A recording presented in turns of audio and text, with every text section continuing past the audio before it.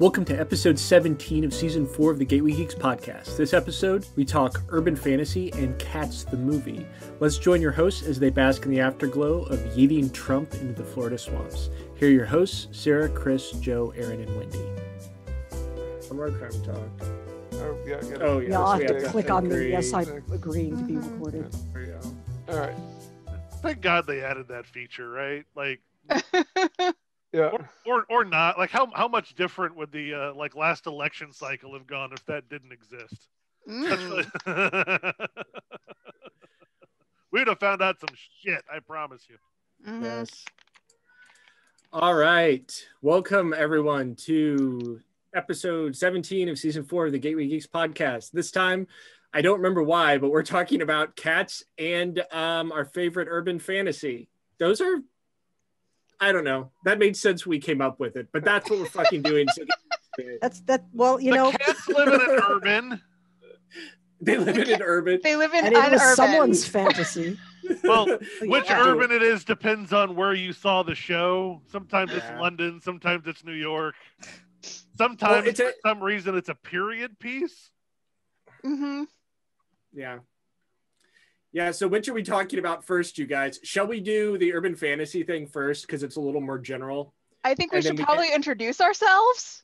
Oh, yeah, right. Remember how we spent like 10 minutes trying to figure out how you figure out your Jellicle name for the introductions and then you didn't come up with anything? Well, my Jellicle name is Aaron Robb. Wait, say your name and which part of Voltron you want to form. There's 5 of us this time. I'm gonna form the torso, and I can go. I'm Wendy Robb, and I as the token straight girl, I have to be the one. There's got to be one in pink, right? There's always one in pink. Yeah. Yeah. In the original, wasn't the Pink Ranger a dude though? No, the Yellow Ranger. Yellow Ranger That's was right. a dude. That's right. In the American Also, release, that's an entirely got different 2 girls. franchise, Chris. God. Fake Yes. geek boy. Very similar, and yet. Is it different?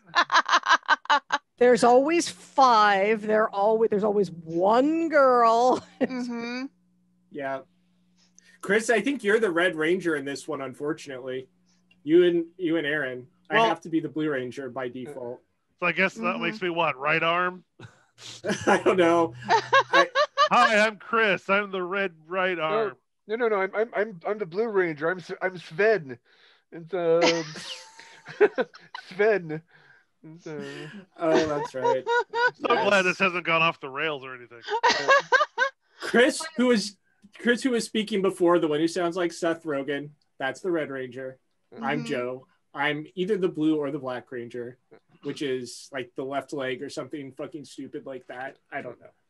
So that's all of us. We're all here. I didn't introduce myself. Sarah God, didn't. Joe! Sarah, I continue to silence women. Hold on, hence my token straight girl joke. Yeah, Welcome I'm back Sarah to the Jane Gatekeeper Connor. I'm the Podcast. one who's ambiguously coded as gay. Is it ambiguous though? When did that become ambiguous? That's what I was thinking. It's not In the ambiguous. American releases in the 70s. Yes. In the 70s American releases, I'm only implied to be gay. Yes. Your cousins. Yeah. All right, Very cat close urban fantasy. cousins. We want to do this alphabetically. Oh no, wait. We have to do the. So I have to say before we get into all of that, I was kind of bored with politics this week, even though it's the beginning of a presidential term, and he's How signed like great 50. was it to be bored with politics again? It was Oh, amazing. excellent.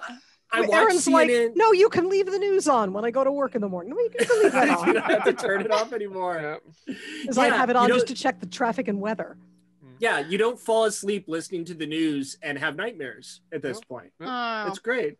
That's great. I watched it like I was at work and I watched it in a little window in the corner of my screen because I needed to see that it actually happened. I needed to see that it was real. Yeah. And even then, Aaron and I talked about this. We don't know how to feel. Relieved is one thing, but this is going to take a long time to process. Yeah. I took the entire day off to watch the entire process, and let me tell you, as someone who just force-fed myself that shit all day, you ever been really constipated, and then on the back end, you don't feel great, but you feel better once it's out? That's how I felt. I think that's fair. Like someone just loaded up my impacted bowel onto a helicopter and flew it to Florida. While YMCA played, and honest to God, I thought I was having a stroke.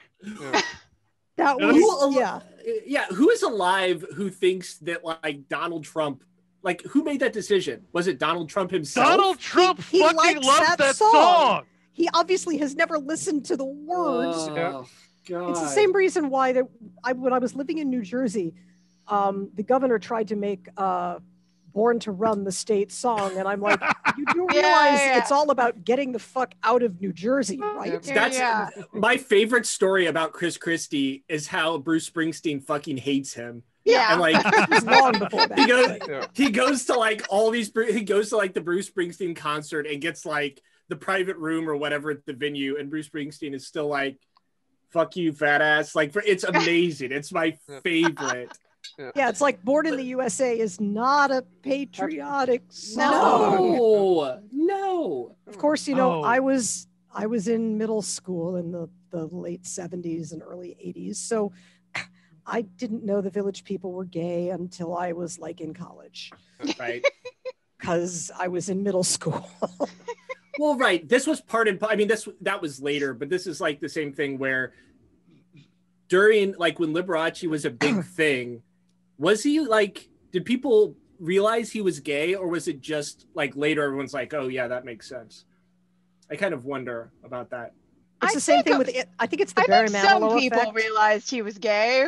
I don't think that like middle America realized he was gay. Yeah. Right. Like my mother was a huge Barry Manilow fan. I think it's the same effect. The thing is, you have to understand that like straight people don't ever know what's happening. Like, right. It's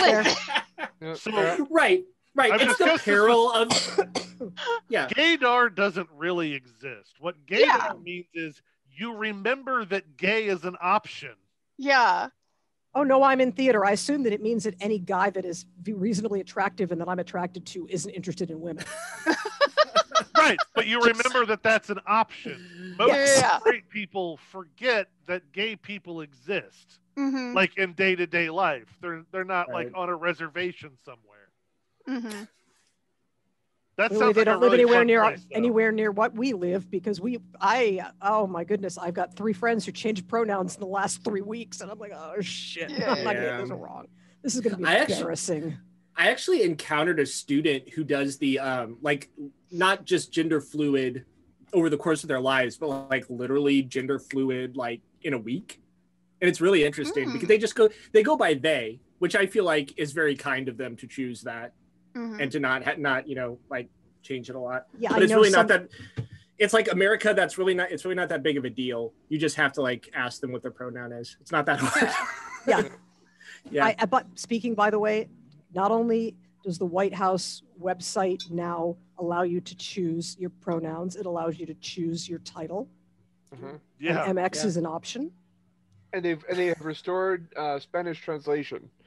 And they got rid of the 1776 report, as Chris pointed out. And it is written on open source. So if you can read the open source, apparently buried in the open source is if you can read this, there might be a job for you. And there's a link. Oh, speaking of that, the other political thing we have to talk about is Parler. So I was in this class that I'm taking called Media Sociology, and it's like a bunch of journalism students and a bunch of information science people. And we were talking about Parler getting taken down. And apparently even these journalism people didn't realize that it was, I think you told me this, Chris, that it was built on WordPress, which is what Gateway Geeks is built on, which should not be. Right. I mean, it's because the perfect thing that a bunch of rugged individualists want to have is a platform where you can get a little check mark next to your name if you upload your driver's license and social security number. The FBI is like, this is so awesome. Thank you. What I don't understand is like you have all these I don't know what you call them, but like there are open source platforms. Like, do none of these people know how to code? I mean, I don't know how many people there were. I don't think they're very smart.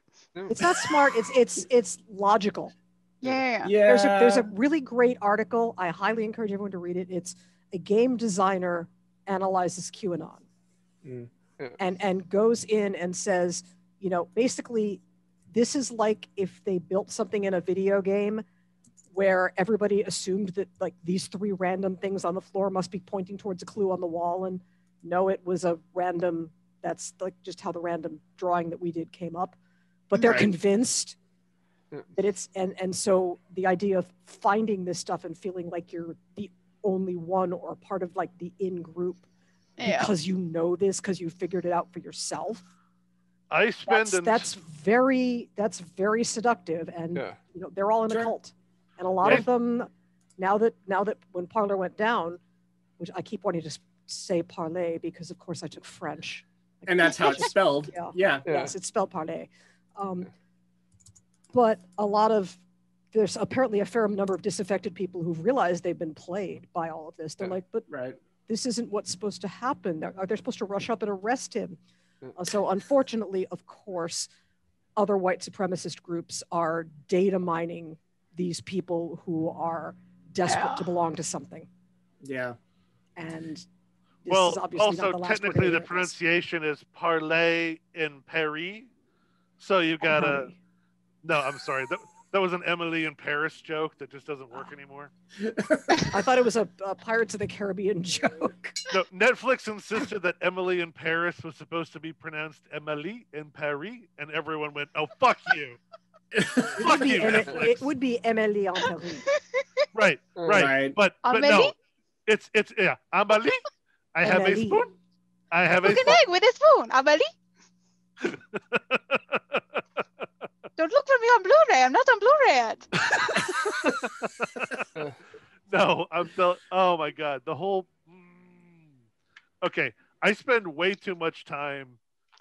It's not a secret amongst this group that I'm obsessed with cults, just in general. Yeah. So I have spent way too much time digging into QAnon shit. Yeah. And the best possible guess is that QAnon started as an ARG. Yeah. By an Australian guy that then got hijacked by a Filipino porn purveyor. Okay. And that's who Q currently is an American expat living in the Philippines who makes his money mostly through child pornography. Okay, cool. Jesus. And this is the cult that has destroyed the boomers. Yeah. We're taken over by an ARG that they didn't know what an ARG was. So for our listeners, what is in our ARG, Chris? The alternate reality game. Yeah. I feel like people probably know know those things more as AR. Like that's what I've heard. Because it's like AR and VR. But no, but ARGs were a thing even before VR was a thing. I played the Lost one. There was one with Lost. Yeah, I was heavily into the one with Lost. Yeah. God. Yeah. I can't believe how much QAnon has in common with the John Locke conspiracy. Yeah. I'm so upset. Well, so there was a guy would not exist if horny teenagers didn't want to share pictures of Bulma's tits. That's why Donald Trump got elected, because on the little fucking nerds started an image board. Chris, you need to be on CNN and just explain that to someone. That would be great. I just imagine. I don't want to explain image boards to Wolf Blitzers. I do not have that level. That's fair. Yeah. So did you all see, there was a guy who was on CNN, and I forget what the fuck his name is, but he writes about cults, and he was in a cult, and he got out of like some lesser known, I don't know, just like religious cult. And anyway, Heaven's he was comparing Gate 2, Electric Boogaloo. Yeah, like he was comparing it to QAnon, and one of the things that he said was that there is actually, and a lot of researchers will say this, there is a overlap between religiosity and cult membership for obvious reasons. That probably also explains some of the pedophilia stuff. No offense, Catholic Church, but like, God, okay, this is the kind of shit that I should not say while being recorded. Yeah, magical thinking is a hole in your brain. And once you've dug it open, anybody can pour any kind of shit they want in there. Yeah. And a lot of people who are feeling, it gives you a sense of belonging. It gives you a sense of being, and so you combine that with with insecurity, because this is largely white males who have not been socialized in any kind of positive images of masculinity. So they're grasping at straws because everything they learned as a growing up is no longer relevant or valid. Right. So they're flailing around, and these people are more than happy to take their money. Yeah. That's very true. Right. And even if you look at people outside of the conspiracy, like Ted Cruz or Josh Hawley, it's the same type of person who's just like, yeah, sure. What do you want me to say? I'll say it, and then I can be a senator and get away with doing anything I want. Aaron Burr, if you don't stand for anything, you'll fall for everything. Yeah. Right. Man, can we one quick aside with Ted Cruz, because Ted Cruz just is desperately looking for his new hook. Because he can't be, he and Josh Hawley both, they can't just be Trump's lapdogs anymore. They're trying to find the next thing that they can jump on. So Ted Cruz is now like, I'm against the environment. I'm pro global warming. Yeah. But let me tell you why I love Ted Cruz. Is because, and I hate him. Was it because of the time that he liked to porn tweet on his official account? That was the most relatable thing that asshole's ever done. I like when he got the divorced dad beard. That was amazing. Yeah. He still has it. But... Ted Cruz is a human being that was born without charisma. Yeah. And he's not rich. I don't understand how he got into politics to begin with. That is a good question. Like, honest to God, my favorite quote about Ted Cruz was the one by Lindsey fucking Graham on the record when he said, if you killed Ted Cruz on the floor of the Senate and the trial was in the Senate, no one would convict him. Which is kind of entertaining, given as everybody is freaking out about the fact that they're not letting them take guns onto the Senate floor anymore. God. Remember when they had to ban sticks because they kept hitting each other with sticks? The copperhead, the guy beat, I don't remember what it was, a congressman or a senator, but yeah, he beat a man unconscious on the floors in the halls of government. Yeah, with a cane, right? Yeah, and somebody and somebody like they then presented the cane is in a museum somewhere now. That does not surprise me. So do you all feel like it's going to be nice when we have conversations like this where the content of these sorts of things are confined to fiction? I'm looking forward to that. That's my segue into the next part, incidentally. So do you really believe that's going to happen? No, but I think it's definitely at least going to not be quite so unmitigated. So we'll sleep a lot better. Yeah. Horror entertainment is going to be so weird for the next 10 years. Yeah. Sci-fi is going to be weird. Like political leading stuff is going to be weird. Horror is going to be weird. Like, I don't know. It's going to take us a while, we have psychologically and emotionally to get over all of this. And I mean, it's not done is the thing. Yeah. That's the thing that everybody's worried about, is just because these guys were morons. Yeah. It just means the next people are going to be smarter and learn from their fuck ups. Yeah. Right. Yeah. 10 years after the beer hall putsch, we had Hitler in power. Right. Yeah. I almost wonder if it's also going to be maybe like a Pleasantville sort of thing where what we're all afraid of as a traumatized generation now is normalcy. We were suspicious of it. I mean, just listen to us talking about this. Oh, have you ever heard my borderline TED talk about film in the 50s? I have. Yeah. Many times. It's just an entire generation processing trauma. Mm-hmm. in a way that's like heavily coded and doesn't always play if you don't remember, oh right, these people watched half of their generation die. Yeah. Right. And we didn't have a word for, well, they had shell shock was World War One or World War Two. Yeah, PTSD wasn't a word yet. No. Right. So, shell shock was in World War II. It was in World War One. It was still called malingering in a lot of places. Yeah. Right. It was assumed you were a sissy. And it's like, no, it's called trauma. Yeah. Right. Speaking of which, we can probably talk about this next podcast, but has everyone here seen like the Wanda Vision, the first 2 episodes? No, not yet. Hell yeah. We'll talk about it next time. We've been holding off because we wanted to watch it together. Yeah. Okay, we'll talk about it next time because I think the 70s episode just came out today, right? I haven't watched it yet. This week. I got a Disney Plus notification that there's new episodes today. So yeah, we're gonna watch that and probably Tron, both Tron movies, because we watched the Disney Channel has a show called Prop Culture. Oh, cool. Which is actually a lot of fun. I was like, Aaron, why haven't we watched this? This sounds like the thing to be into. Yeah. They've got a guy who's a collector and he's like, so we went and found the original carpet bag from Mary Poppins. Oh, neat. You know, and here's this, we restored the neon sign from Flynn's Arcade from the first Tron movie. And they found some of the costume pieces. Right. Yeah, they brought Bruce Boxleitner's costume from Tron to him, and he's just like, wow. Watching all the actors go, hello, old friend. Yeah. Like the girl that played Jane, the little girl in Mary Poppins. She still had her little straw hat, but they brought her little orange coat. Oh. Yeah. So I have never wanted cool. a prop more in my life than the Tron Legacy like LED fringe kimono. Yeah. That the dude is wearing, where it's like, oh my god, it's like light up sci-fi wear for fat people.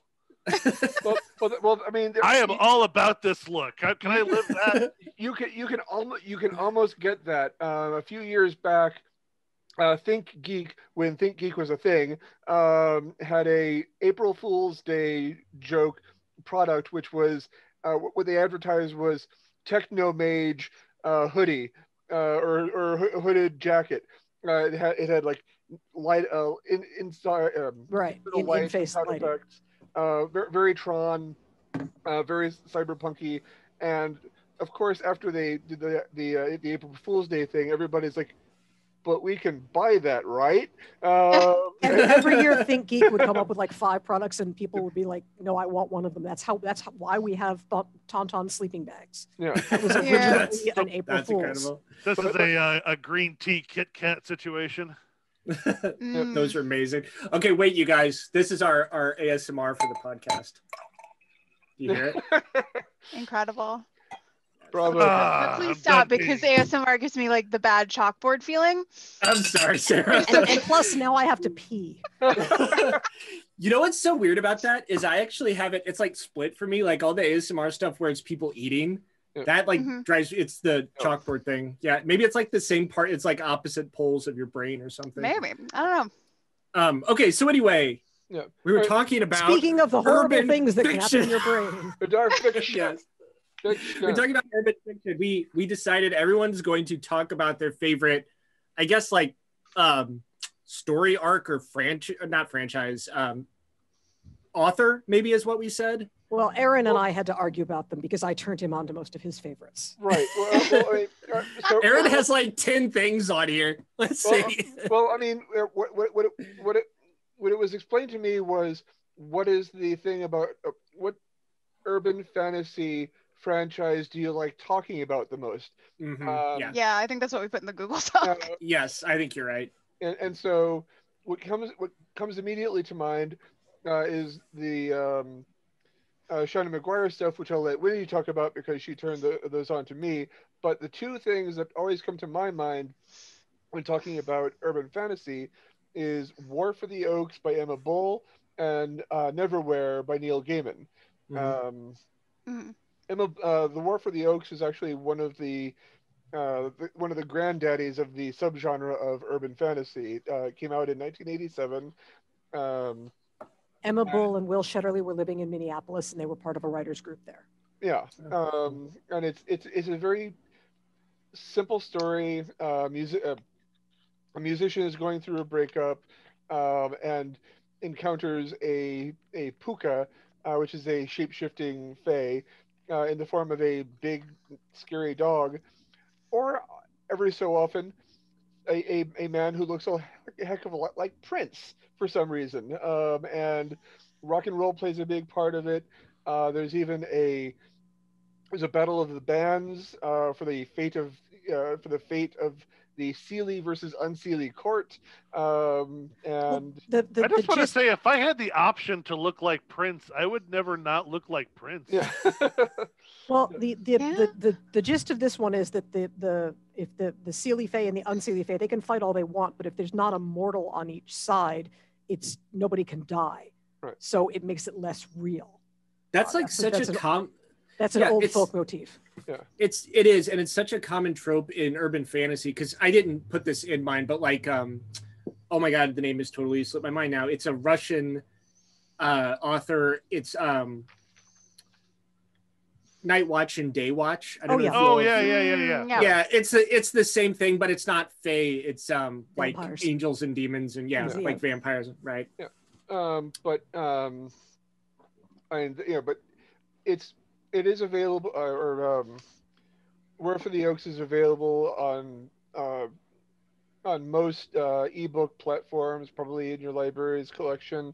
The other Copyright one, copyright 1987. Yeah. So, Me too. Wendy, yeah. When you first held that book up, there was glare on the cover, and I thought it was Warrior Cats, and I said, No. Warrior Cats. No, that's my copy of War for the Bramble Oaks. Pelts. Yes. and the other one that I absolutely adore is Neverwhere, which came out in 1996, and it came out the book came out simultaneously or around the same time as the miniseries, also written by Neil Gaiman. Right. And I mean, you've got a typical London.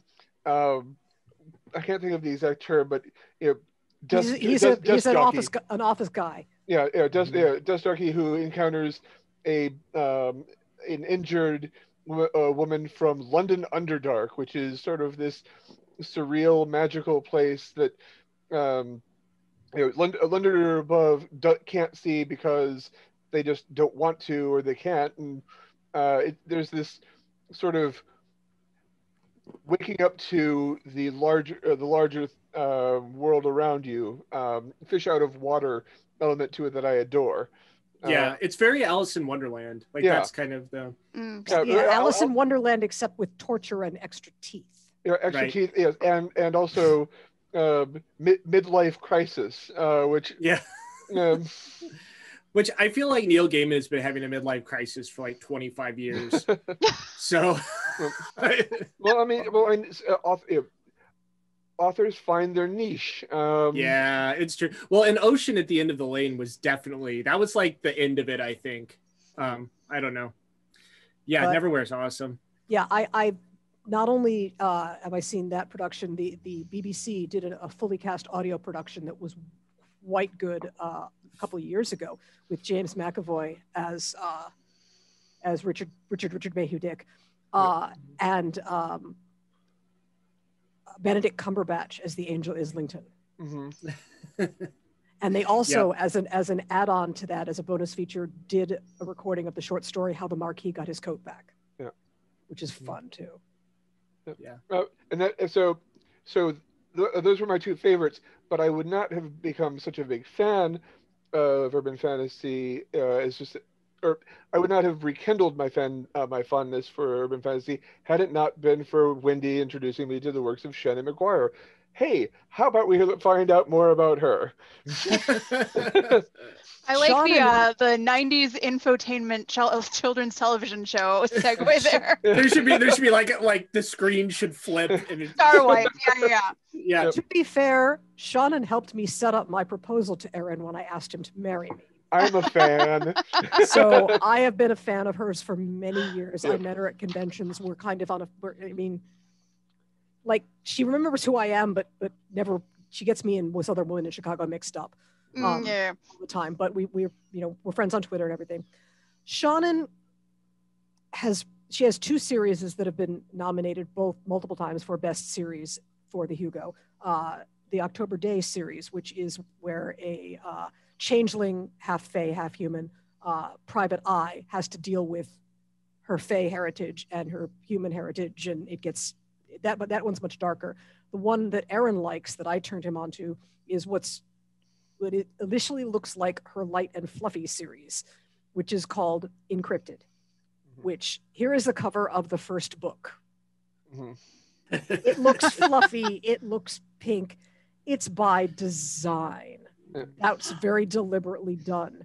The main character is Verity Price. She is a cryptozoologist coming from a long family of cryptozoologists who basically are like, you should treat people with respect even if they don't look like human people. And if an animal has an ecological niche, it doesn't matter whether you recognize it or not, it still has a place to play in an ecosystem. So it's set very much in that kind of reality where you run into, she's subletting an apartment in New York from a Sasquatch who's gone up north to visit the cousins, and oh my God, what she had to pull out of the drain. At the beginning of it. And she works at a strip club that's run by a bogeyman, and her best friend is a Wahila who's super into classic Lolita fashion, which is why she's living in New York and not Alaska. But there are 9 books in the series, and the series begins, I had to pull this quote out, it is very snarky. Each chapter begins with a little bit of a quote from off-screen characters or whatever. This is, I really don't think you should put your hand inside the manticore, dear. You don't know where it's been. Enid Healy. There are now 9 books. The 10th one comes out in about 2-3 weeks. Discount Armageddon, I have a Blue Light Special. The last one, Calculated Risks, will be coming out. Members of her family are adopted cryptids from her cousin married an incubus, and man, if you think being a teenager is hell, imagine being a half incubi teenager when you have irresistible pheromones. The poor guy spends his entire teenage years in his basement interacting with the world by computer because he can't deal with this. I like it because you start out thinking, she's a ballroom dancing cryptozoologist, and you're like, yeah, okay. And then by book 4 or 5, you're getting lessons on the nature of faith from a member of a group of highly religious mice, which comes out being super profound. I also read the Redwall books. Redwall. It's worth noting for readers' advisory purposes, the book series could be described as rated PG. People do have sex, but it's off camera, so to speak. But there's swearing and violence, but nothing that you would not see in one of the mid seasons of the Buffy the Vampire Slayer. Yeah, and their primary nemesis turns out to be an organization called the Covenant of St. George, which is a ancient secret religious order dedicated to exterminating anything that wasn't on the Ark. Okay. Like their explanation of, yes, and they got to the unicorns, and that's why we had the Black Plague. The unicorns couldn't purify the water anymore. Weren't the Knights of St. George also like the Catholic faction in a Vampire, the Masquerade? Yeah. Probably, similar, but I mean, St. George being known for the dragon killing, that's kind of the opposite. And some of the people in this family that we meet various members of through the series of books are former members of the Covenant of St. George, and they've defected or betrayers or whatever. Interestingly enough, there's 9 books and a myriad of short stories, many of which are available for free on her website. Oh, that's cool. Which are a fun introduction, including a field guide to cryptids, which includes things like, the basilisk was brought to New York by people was brought to the New World by people who didn't take "no, don't do that" as a recommendation. Right. And there's a field guide to all the cryptids with the art by Tori Bing, which is fun.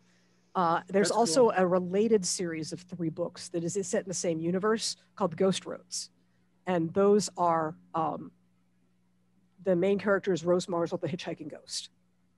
And goes through her story arc and how she interacts with members of the Price family, but she also is seeking to get revenge on the person who put her on the Ghost Roads. First book is called Sparrow Hill Road. Second book is called The Girl in the Green Silk Gown. And the third book, Angel of the Overpass, comes out, I believe, in 2 or 3 months. And there's a lot of interaction back and forth. Rose turns up in the Price books and blah, blah, blah. But I'm particularly fond of them, because I like Shannon's brand of snark, but also, like I said, this goes from very witty to very profound very shortly. There's a character that I handed Erin the books because the main character in book 3 is Alex, who is much less outgoing and would really be rather left alone to study reptiles and basilisks. Thank you very much. Yeah. You know, he really wants to just stay and work at the zoo and do research and do his basilisk project. And now he's like running for his life because someone is trying to kill people in the zoo. Mm-hmm. So they're, like I said, they look light and fluffy, and they said they are kind of light and fluffy. And then they start getting deeper. I will also highly recommend anything by Shannon to anyone because she has obsessive compulsive disorder, which among the other things means that she is an incredible world builder. Mm-hmm. The October Day books start out super slow. You should read them all anyway because everything is setting up something else that is going to turn up 8 books later. Okay. Like I've got to go back now and reread because I just realized something about a character. I got to go back and reread 5 books to figure out where that came from. Mm-hmm. So yeah, there's detailed family trees and it's just ridiculous and it's lovely, but it's it's dense. Mm-hmm. That's such a great hallmark of fantasy writers who do that world building and take that very seriously. So I'm just looking at the notes. I'm not going to spoil anyone's, but I feel like if we go Chris, me, and Sarah, will have a natural progression because I'm talking about a vampire detective and Chris is talking about Harry Dresden. You see what I'm saying? Yeah, I think that makes sense. Yeah. Okay, so go ahead, Chris. Yeah. God, the ones I probably liked the most were the like Anita Blake and Marie Gentry stuff from Laurel K. Hamilton. But I liked them before they became porn. I mean, it's not that it's not that porn is bad, but that wasn't why I started reading them. And then Laurel Hamilton started getting some on a regular basis, and now we know what happened. And she got rid of all of her penguins, and it was very depressing for her readers. I think I felt very upset by that. That was her charm. The Harry Dresden books, another Missourian actually, Jim Butcher. A lot of Missouri authors in this story. But anyway, Jim Butcher, part of why I love Dresden Files, and it really comes through, you know, they always say kill your darlings, right? Like don't get too in love with your characters. Jim Butcher hates Harry Dresden. There is no doubt in my mind that he hates those books. He doesn't like the setting. Mm-hmm. Literally, he told the story one time he came up with this. He was taking a creative writing class and they were doing a bad writing exercise, right? Actually, I got to correct you. That story is about the Codex Alera books. Oh, I thought it was the other way around. Nope. That was the give me a bad idea. No, better yet, give me 2 bad ideas. So it was Lost Roman Legion and Pokemon. I've read the Codex Alera books, and they're interesting, but they're kind of boring as shit. Yeah, those read to me as a passion project. they were. Jim Butcher was a guest of honor at DuckCon one year, so I've heard the story directly from him. He was arguing with someone on the internet late at night, like you do. Mm-hmm. As to whether it was more important to have good writing or a good idea. Mm-hmm. And he, of course, is like, you can give me any idea, worst idea you can think of, and I can write it into something that can sell. Better yet, give me two really bad, overused ideas. And he gave him Lost Roman Legion and Pokemon. Yeah. And that's how we got the Codex Alera books, because he went back and researched. That is Codex Alera. Yep. To now, Chris's point, wait, Chris, to your point, I have to just share this picture of Jim Butcher. Right. So go ahead and talk. What happened to his hair? He used to have hair down to his butt. Yeah. He's a very interesting looking dude. But go ahead, Chris.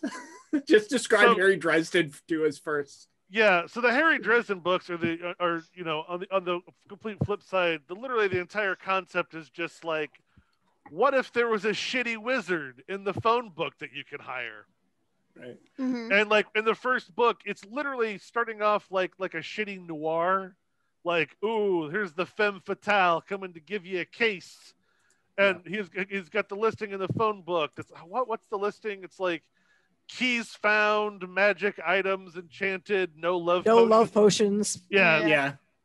And so and it's kind of along those lines, and it's cheesy as hell. Most of the books are about how Harry just lives the fake it till you make it mentality. Mm-hmm. Yeah. He's constantly near death, has no idea what's going on, but all of his internal monologue is wizards always know what's going on. Pretend you know what that is. There's literally like 4 or 5 books in, there's a moment where he's being chased by these giant demons and he just starts naming them. He's like, oh yeah, no, that's just a flurpaderp. Yeah, no. He's like, what the fuck is that? Jesus Christ. Nope. Name it. It's not scary anymore. It's fine. And there's an interesting crossover between you mentioned him and Laura Hamilton. Laura Hamilton's books got published first, so his agent said you can't set another series in St. Louis. You got to set it somewhere else. So he set it in Chicago. He didn't come to Chicago until book 4. Because Aaron's old roommate, Bill, was one of the people that drove him around downtown Chicago, explaining to him why the wizard in the phone book is not particularly fantastical, but being able to find parking near Wrigley Field is. Yeah. So, he had not actually been to Chicago until book 5. And they do increasingly become more Chicago, centric in their setup. Like, literally at one point, again, the book, they're not particularly well written. And like some of the plots are like a little dumb, but there's some fun to be had in every one of these books. Again, because the author, Jim Butcher, loves torturing Harry. Yeah. It's like, what's like the worst shit I can wring this guy through? It's like the Miles O'Brien, if he were like the main character, right? But then you also get these fun moments of Harry just being like, okay, I have to go fight some necromancers, and that means I need a zombie of my own, but I don't want to raise anything creepy like a person. So he breaks into the Field Museum and resurrects Sue and rides Sue the dinosaur into battle. Down Lakeshore Drive. And because he needs a drummer, because the spell needs a drummer, he's got a friend who's a medical examiner who is in a polka band. And so he and this tubby little guy with the bass drum on his back are riding the dinosaur skeleton down Lakeshore Drive, and to keep the tubby little guy from freaking out, he's got him screaming at the top of his lungs, "Polka will never die." That tubby little guy who 4 books later has a holy lightsaber. Yes. Accidentally. Like he's got it like behind the front door. So like the secondary characters very quickly take over. Because they're just much more interesting. Molly is much more interesting than Harry is. The Molly shit. Molly's a great character. How it's handled is one of those moments where I'm like, Jim, you've got some issues. He's got issues with women. Yeah. He has issues with women, and also clearly he's dreamed about fucking a student at some point. Like, there's some weird shit going on there. Yeah, there's pretty much all the female characters go straight along the Madonna or whore. Yeah. Right down the middle, I gotta say. I mean, he's a great guy, and they're fun books, and it's nice to visit with the characters, but the dude has issues. Yeah. Well, I also gotta say, I wonder, just hearing you all describe this out loud, these are tropes that are very common to just crime noir also. Like, especially if you have like the PI who's just slowly being killed throughout the whole book, that's, definitely. So the very first story he wrote was a short story called Semi-Auto Magic. And that title alone can kind of give you an idea of what exactly you're messing with here, where he's just I don't know, throw it all at the wall, see what sticks. It's there was a TV adaptation. Don't bother. Yeah, it's not that bad. Yes, it makes sense boring. though, because the guy they got to play Harry is like too conventionally attractive. Right. Cool. Harry need to have. Yeah, like Harry is not conventionally attractive. Harry is grimy and always has like 3 days growth of beard. Yes. And, so the idea that Harry Dresden looks like the guy you know in real life who says he knows magic. Yes. Yeah. We talked about this before when we were talking about the guy that is inevitably somewhere in every high school who thinks he's an actual vampire. Yes. Yes. That's exactly what Harry looks like. And like, it's this whole thing where he can't use technology. So or like any kind of advanced technology falls apart around him. So he's driving around a VW Bug from like the late 40s. And it's at this point, it's like 4 different bugs because it's like they found parts. None of the doors are the same color. And like in the TV show, he's like, oh no, he's got he's driving a Jeep. Like, no, he's not. He's not driving a fucking Jeep. well, to build on Joe, to build on what you were saying about this very frequent bond between urban fantasy and detective noir. Does anybody recall the TV movie Cast a Deadly Spell? Own it. The sequel's terrible, but own it. Yep, it is glorious. It is objectively not great, but it is fun. It is clearly having. Oh, that's my kind of shit, honestly. Yeah. And isn't that a staple of genre fiction though? Like, isn't that why we love it? It's just Detective Howard Lovecraft has been asked to find the Necronomicon. Yeah. Was this like before Lovecraft became popular again in like mainstream culture? This was in the 80s, mid to late 80s. Yeah, one of the heavies is David Warner. When he was still doing live action roles. Don't ask me to defend this statement, but what it reminds me of is like, what if tech war but fantasy? Yeah. Yeah. Chris, you and I are the only ones who have ever read Tech War. No one else has read that. Forget reading it. The TV show is delightful. Great. Yeah, Cast a Deadly Spell is great because of the background stuff. Just like everybody uses magic except the main character who refuses to use magic. So there's like a scene, he's in the police office and he's just like talking to somebody. And in the background, there's a file clerk just going, and papers are going into the files magically. That sounds like Piers Anthony. Like, did you ever read A Spell for Chameleon? There was this. Yes, but this is a lot less misogynistic. Yeah, that is super misogynistic. But see, that's another one of those weird things where they like very awkwardly try to. Piers Anthony's just an ass. Wait. He thinks he's too good with puns. You think it's weird that fantasy authors tend towards misogyny? No. I'm saying where they try to blend elements of like quote unquote romance, but it's like they don't know that romance is a genre and they think the dude invented romance, and so it's very misogynistic. Mm-hmm. But like, believe me, the Nicholas Sparks problem. Yeah. Piers Anthony has the same thing in all of his other stuff because he has the whole Robot Blue series, which is the exact same thing. Piers Anthony doesn't know how to treat women. I read all. He just doesn't know how to treat women.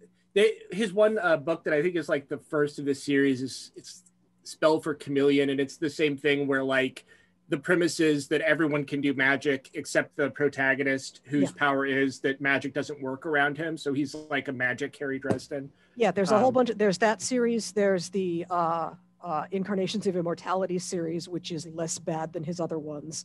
And then the Robot Blue series about basically living in a technological magical. It's confusing, but generally. Anthony does not write female characters well or interactions with female characters well. And he's super lazy too, because if you look at the map of Sand, it's Florida. It's just like it really is. It's literally Florida. There's like a Lake Okeechobee instead of a Lake Okeechobee because he thinks he's clever.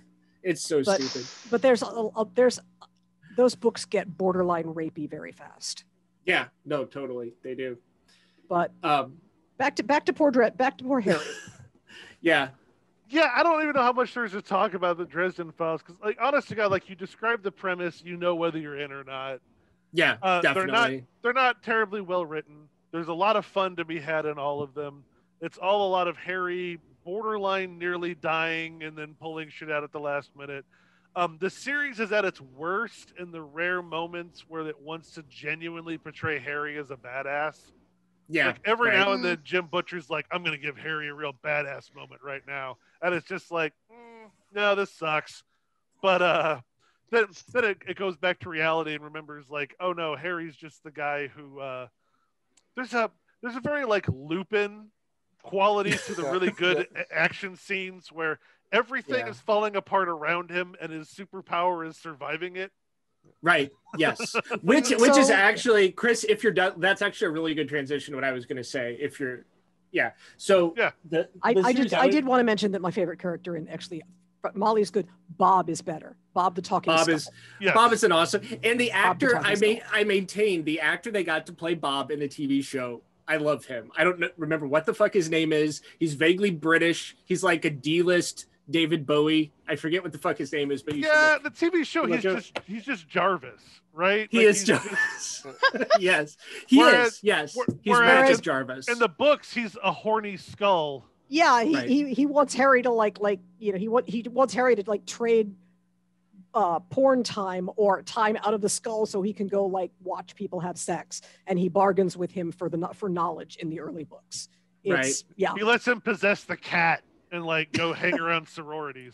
Yeah, it's like a very low rent Faust kind of thing. But so the book series I'm talking about, I don't know if you can see this, Charlie Huston, the Already Dead series, in which you have a detective vampire, both things together.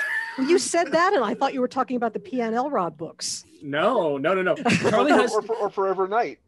No, there's a lot. The thing about, I will say that the couple benefits to Charlie Huston is that his books are very short. He is you can tell that this guy just idolizes Raymond Chandler, and the series ends. He has like, you can tell he got to like book 3, and instead of pulling a Jim Butcher, he's just like, I'm bored. I want to go write Moon Knight or whatever the fuck he's doing now. I think he did that actually. And then so he ended it.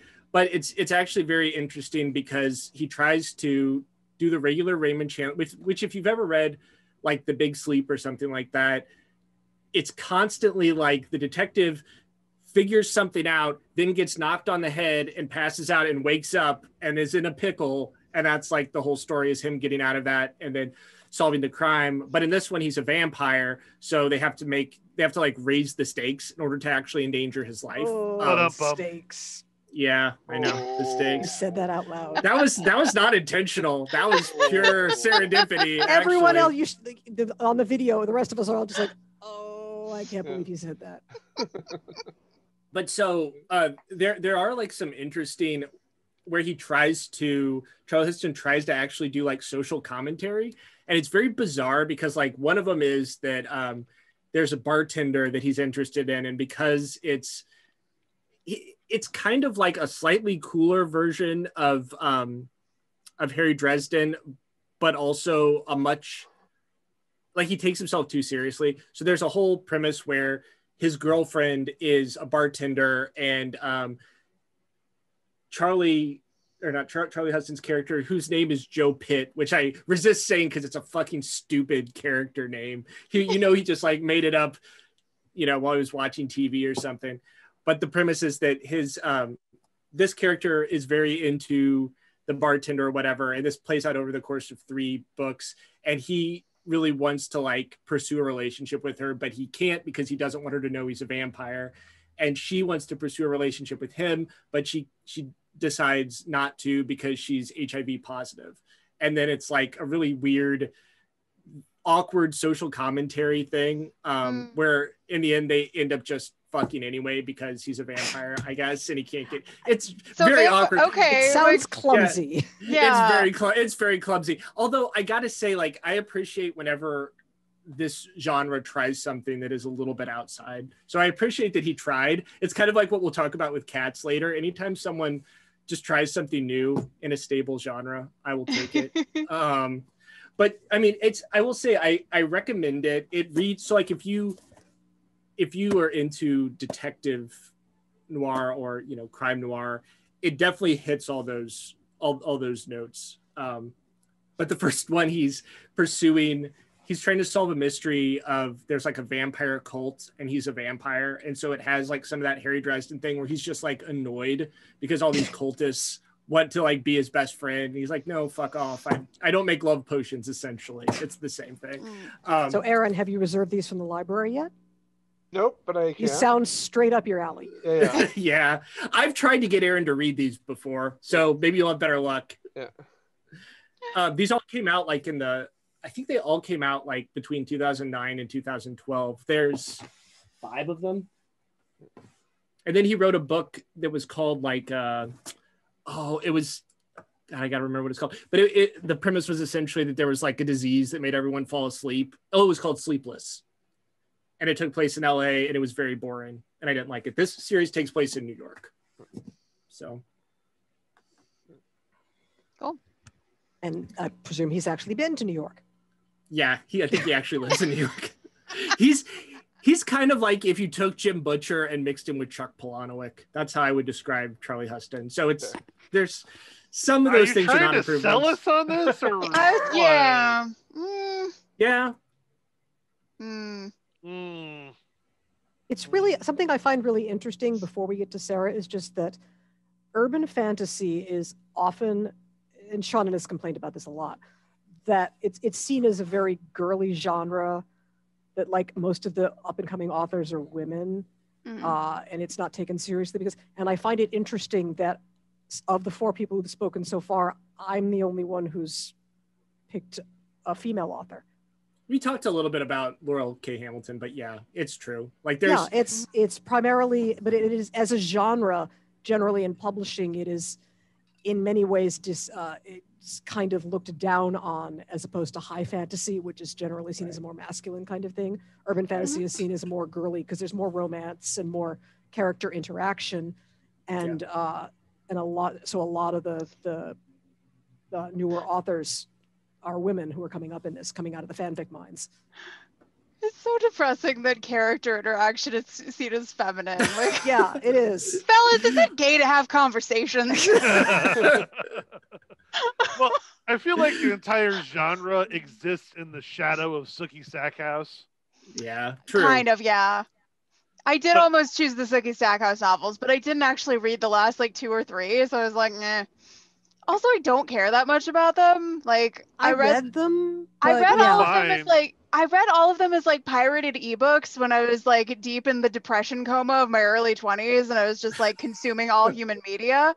You know how it is. Whereas I read the collections from the Science Fiction Book Club. The 4 books at a time and 4 books at a time. Amusingly enough, Laurel K. Hamilton, I started reading her because we did a show at the World Fantasy Con, and they do a lot of book giveaways. And I got book 4, Bloody Bones, for free. Okay. But that's how I started reading those. And that's why I was like, okay, so that was what I was expecting from the Laura Hamilton books, which is why when it took the left turn into hardcore magic porn, I was like, it's the fairies. It's the fairies. It's not you have to bad, I love them really. I started reading them. Yeah, Narcissus in Chains is the moment where it takes a real turn, and to just like, oh, this is just literary porn now, which is fine. Obsidian Butterfly got a little bit of it back. Yeah.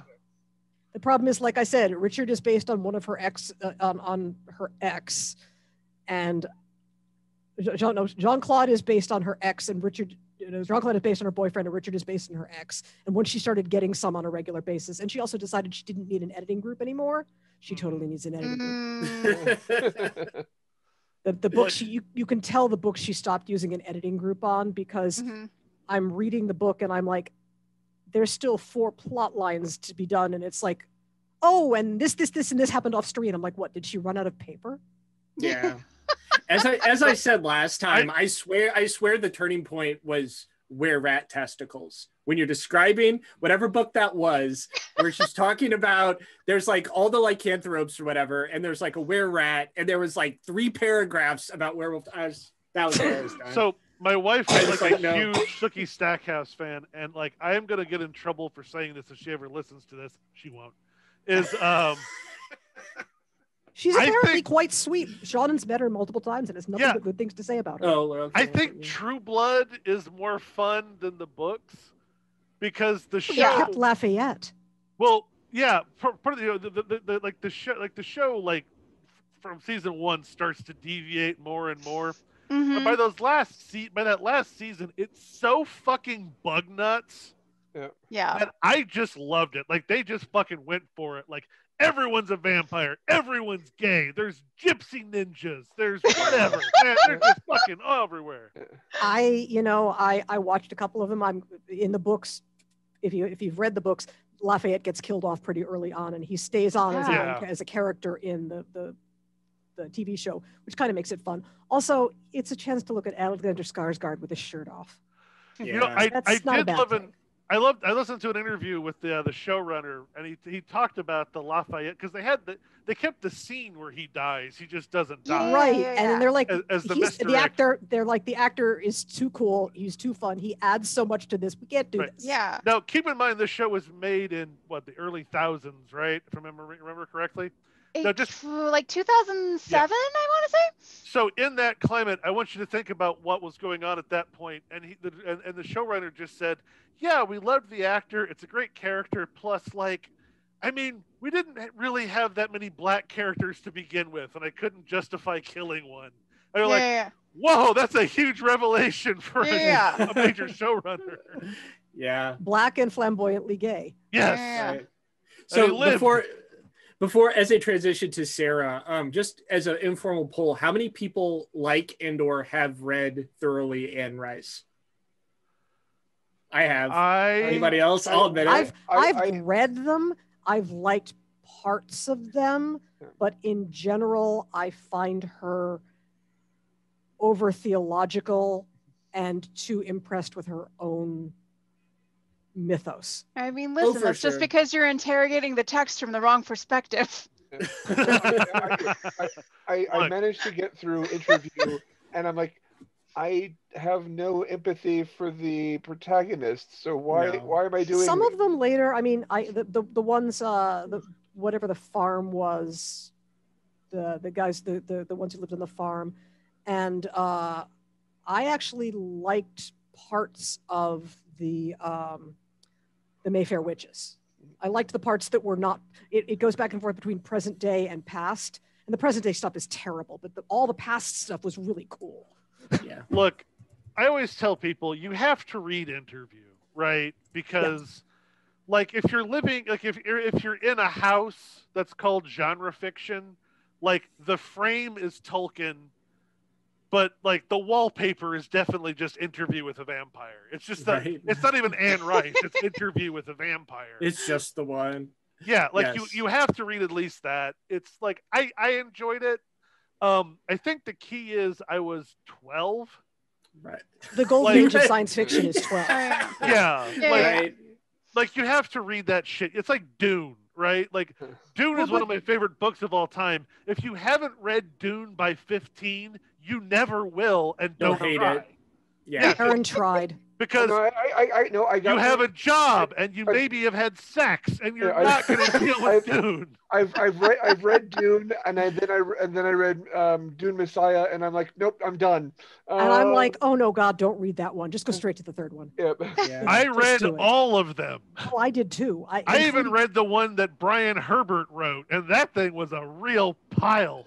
Some of the new stuff wasn't as bad. God Emperor was where they lost me from the original ones, but the Machine Crusade and that stuff, they're not bad. No, but you're not going to deal with that shit. We're totally straight. All right, guys. Here, look, I'm casting the fishing pole, and we're reeling it. All right, reeling it back in. Sarah, tell us about vampires. Vampire Academy. Vampire Academy. Yes. We're referencing our own videos now. Gladiator. I don't remember why that whole video we just kept going Vampire Academy. I know. I don't know why. I think we were just in a mood because we were just so charmed by the magic of the movie adaptation of Vampire Academy. What? Maybe the most fun I've had in a theater in a long time. Oh yeah, it was great. Oh, it was wonderful. No, They're we getting saw the that. wrong idea. Yeah, we went to see that together on Valentine's Day because that was when your wife. That was when your wife was doing overnights at the hospital, and so you were just like, Meg has to work, but like my parents took the kids. Do you want to just like go to see Vampire Academy? I was like, hell yeah, I want to go see Vampire Academy. This is the third time on this podcast we have talked about a different movie we saw on Valentine's Day. What movies have we seen on Valentine's Day? 2 of the 50 Shades movies, if I remember correctly. Those were on actual Valentine's Day, though. You spent actual Valentine's Day with your actual wife. Oh, that's right. That's right. Hey, Aaron, do you want to tell them about the time that you got Tracy and I to go see Deadpool on Valentine's Day right before we got married? I think that was a test. And the wedding still happened, huh? The wedding still happened. Do not remember it. Whichever, I guess that was the first one, but I'm sorry. Go ahead, Sarah. No, I remember that because we went to Target and the lady at Target assumed that we were together because we were a man and a woman standing next to each other on Valentine's Day in a public location. Right. And then we went to see Vampire Academy and it was just like us and a bunch of like single teenage girls like with their friends, and it was great. I think we had a better time than all of the teen girls, which is on brand for us. But we're not actually talking about the movie version of Vampire Academy. We are talking about the book series, which I read much later. I don't know. It was actually very difficult for me to pick a series because I'm like honestly notoriously bad at reading book series. Like I will read the first one and be like, that was fun. And then I will never read another one again. Like the only reason I read all of these was because my local used bookstore had all 6 of them. And so I just like sat down and I read them all like over the course of a couple of weeks, which was a good time. I recommend it, honestly. Like that's the way you should consume lengthy urban fantasy book series. So 0 to 7, more gay or less gay than the movie? Oh man, kind of both. Are you going to tell us anything about the plot, or are you just going to tell us? It's a Vampire Academy. What do you want to know? What is the plot and compared to how gay it is? Yeah. You gotta recognize priorities, Wendy. Sarah and I are very character driven. Plot is very secondary. Okay.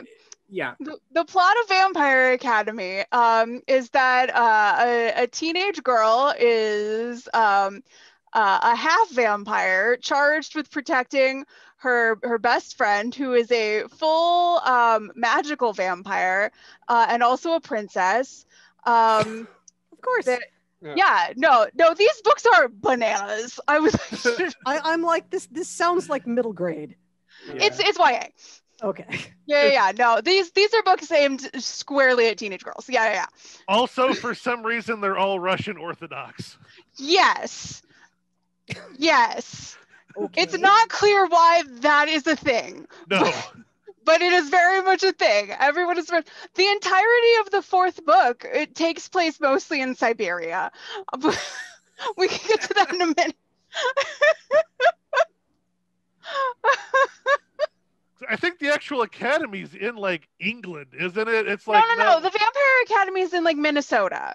It's in the upper Midwest. Yeah. That's right. I forgot. It's just like in the rural upper Midwest, so it can be hidden from the normies because there's a bunch of like magic vampire teens and some like half vampire teens training to be bodyguards for the magic vampire teens.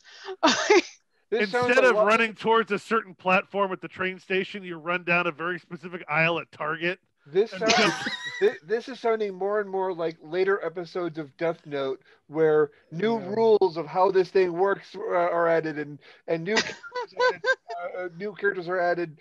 Like, and did we mention she's a princess? Yes. Yeah. I'm a pretty girl. I don't know shit about Death Note. The princess. Yeah. The princess shit is up front because there's a vampire caste system. Yes, yeah. There's a vampire monarchy. It's very complicated. It operates on like round robin basketball tournament rules, as far as we can tell. She ain't wrong. That sounds a little bit like Underworld, I have to say. So Yeah, so she and her best friend have actually been on the run from the Vampire Academy when the first book opens because of a prophetic vision, maybe? I don't know. They decided that the Vampire Academy wasn't safe, and so they left the Vampire Academy, and they've gone on the run. Princess has prophecy dreams, Sarah. We have to remember that. That's right, yeah. Yes. It's been a few years since I read these books. Like, sounds like an anime. I reread the Wikipedia summaries this morning, but like there's still some holes in my memory on this, so we're doing our best here. Yeah. So the opening of the first book is them getting like got by the adult guardians of the Vampire Academy and being like, you gotta go back to school. We're magical truancy officers. Get in the fucking car. Like, wait. We have to stipulate also that she's been keeping the vampire friend alive by letting her feed on her in some deeply erotic scenes. Oh yeah. Listen, we've made a lot of fun about this in the movie. It's like really textually erotic in the book. Yeah. Like the reason the vampire guardians get the jump on her, because she's like a well-trained like fighter, is because her best friend like just fed on her and she's a little bit cum drunk, honestly. True story. These books are wild. No, listen, the love interest is like essentially her PE teacher. It's a mess. It's a mess. Sarah, first of all, I have to thank you for adding cum drunk to my lexicon. That was not there before. but I also have to say, like, I was just having a conversation today with a bunch of library people about censorship and about how like they want to get rid of a bunch of databases because they're worried kids are going to look up sex or something. And I keep thinking like, is that database the internet? Yeah. Well, one, and two, have you all never read YA? Like, YA is very horny. It's very YA wasn't a thing when I was growing up, but you know, we had to come by I had to read my mother's trashy romance novels for that. Oh yeah. I read a lot of my mother's like Oprah's book club selections. She was very into that. It was the late 90s, early 2000s. Yeah, this was the early 80s, so it was Love's Throbbing Something or Other. Oh yeah, a lot of pirates. Yeah. Mm-hmm. Yeah. Pirates and highwaymen and dashing rogues, and a lot of that. Yeah, no. The thing is, this series is absolutely bug nuts, but I would argue that like, if you want to like truly capture the emotional experience of being a teenage girl, like in a piece of media, like it has to be absolutely fucking insane. Like, it's fair. Like, listen, you got a lot of feelings. There's a lot of hormones happening, and also everyone fucking hates you. Like, well, I believe society. At one point explained that, you know, reading the Hunger Games, and that your life as a teenager is exactly like being forced to fight to the death in some sort of elaborate combat to save your family. But it is because it feels like that when you're a teenager. Yeah. Look, we're not even getting all the fun details about how they like recruit blood donors from Twilight conventions. That was a movie detail. Oh man. You know, it's interesting. Stuff like that does happen in the Charlie Huston books too. It's like whenever you have vampires, there's just so many amusing speculative avenues you can go down. Mm-hmm. Yeah, but oh god, my favorite is that like the sort of implied love square. It's not even a triangle where it's like there's cute boy, there's the best friend that you've been orgasming with. Yeah. And there's your PE teacher. And it's very clear that textually the right choice is the PE teacher. Yeah. No, she does end up with the PE teacher. We're saying PE teacher. He's like the combat teacher. Yeah, he's like one of the combat instructors, but the way they teach combat, it's 25 and she's 17. Oh, and in the movie, the actor is like pushing 40 and looks like Russian Jack Black. Yeah. I think we looked it up and he's from like Belarus or something. Yes. It was. You all need to watch this movie. It's an incredible movie. It's incredible. Yeah.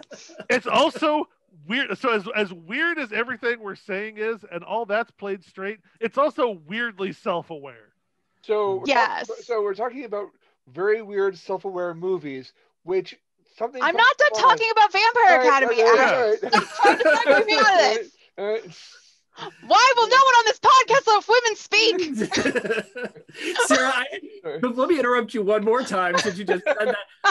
We were having a Twitter conversation and Sarah said something like that on Twitter, like, Joe, why are you trying to silence women? And I was like, oh my God, I am legit horrified of Twitter. Like, that fire hose is coming for you. That just made me realize, I was like, oh shit, Twitter is a horrible place and I need to leave. It's like walking into a haunted house or something. Go ahead. Oh yeah, Twitter's a nightmare.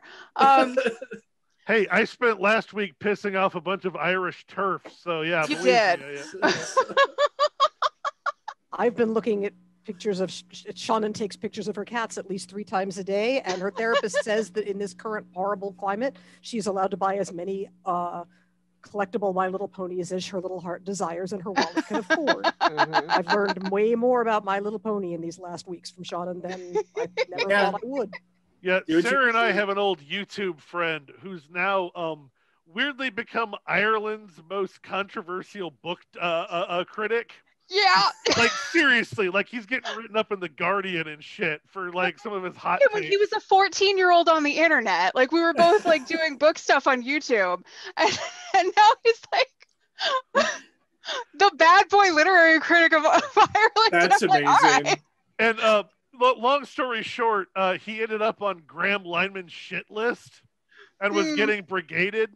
And I, like, instinctively just went aggro and just start basically calling all of these aging reactionaries a bunch of Nazis. And then basically it's one of those moments where I realized, like, I'm kind of really glad Graham Lyman got kicked off of Twitter, because I really would have been retweeted by him at that point. Yeah. And I probably would have to delete Twitter. But long story short, I'm now very infamous amongst a very specific set of Gen X Irish people. I have suddenly gone semi-viral amongst costume and clothing design nerds for comments about some of the clothing worn at the inauguration.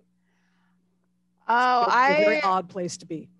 I made a tweet about fan fiction that got 16.7K likes a few weeks ago, and I had to lock my account. That is terrifying.